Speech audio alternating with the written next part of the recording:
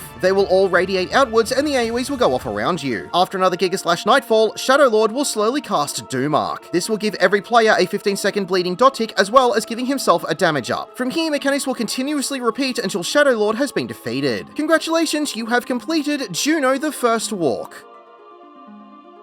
My name is The Scrub. Thank you for watching.